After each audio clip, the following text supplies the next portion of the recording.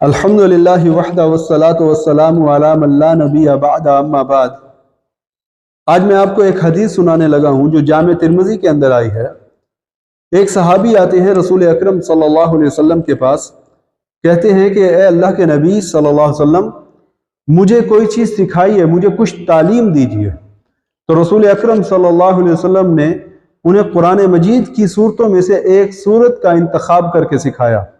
رسول اکرم صلی اللہ علیہ وسلم نے سورۃ الکافرون کے بارے میں کہا کہ اسے پڑھا کرو فَإِنَّهَا بَرَاءَةٌ مِّنَ الشِّرْكِ، کہ یہ وہ صورت ہے کہ جو بھی اسے پڑھ کر سوتا ہے وہ شرک سے بری ہو جاتا ہے۔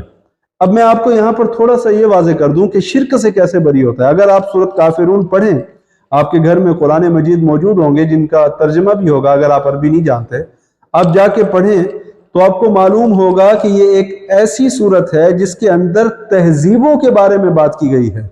رسول اکرم صلی اللہ علیہ وسلم کو یہ کہہ دیا گیا کہ کافروں کو کہہ دو کہ میں اس چیز پر عمل نہیں کر سکتا جو تمہارا دین ہے، میں اس کے اوپر عمل نہیں کر سکتا۔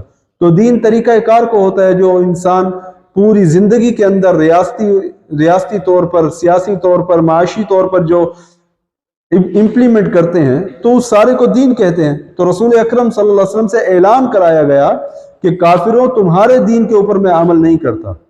اب ہمیں یہ غور کرنا چاہیے کہ کیا ہم اپنے شب و روز کے اندر، اپنے پہناوے کے اندر، اپنے اٹھنے بیٹھنے کے اندر، اپنے رسم و رواج کے اندر کہیں مغربی دنیا سے متاثر ہو کر ان کے قوانین اور ان کے دین کو تو لے کر نہیں آ رہے؟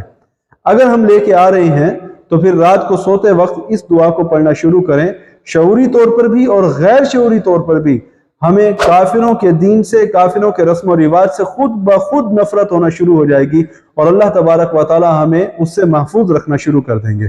اللہ سے دعا ہے کہ اللہ ہمیں اس کو کرنے کی توفیق دے، آمین۔